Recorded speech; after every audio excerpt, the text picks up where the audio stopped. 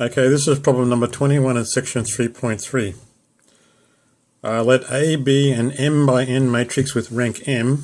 We have to prove that there is an n by m matrix B such that A times B is the m by m identity matrix. Okay, so first of all, remember the transformation LA goes from Fn to Fm by LA of a vector x is equal to A times x.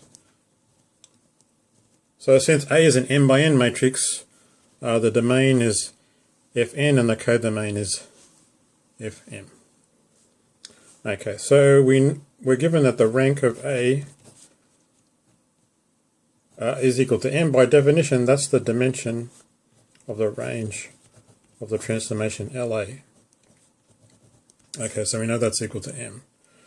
We also have that the range of LA is a subspace of Fm, and since the dimension of that subspace is m,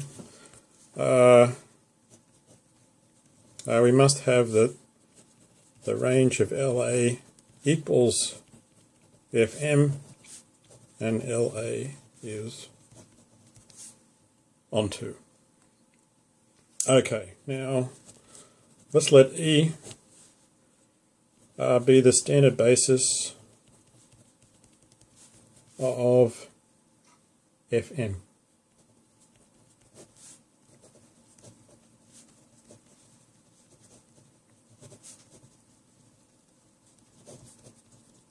Okay, that consists of the vectors E1, E2, up to Em. So that the m by m identity matrix Im is just the columns E1, E2, up to Em. Okay, now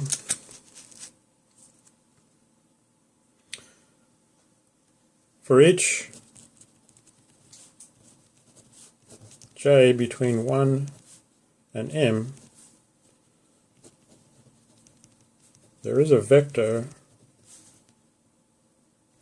v sub j in Fn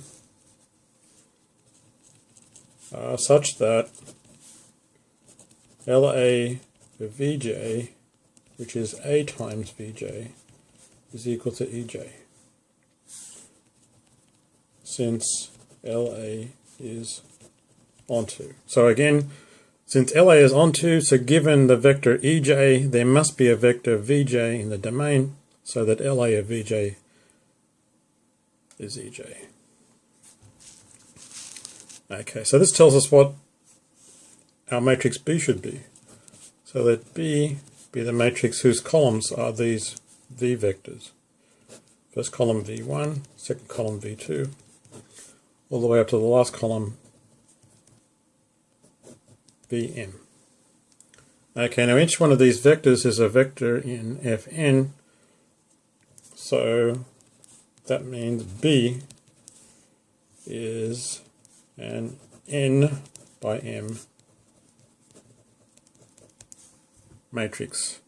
And it's not hard to show that this is going to work. So A times B is A times, well, that should be a V2, so the matrix B.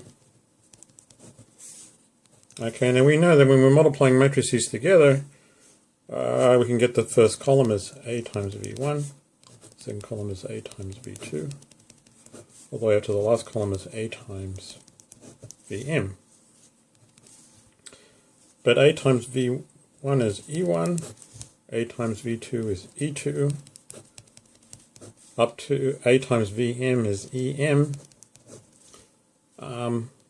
but this is the m by n identity matrix, and so we've got AB equals the identity matrix Im, and again, what is B?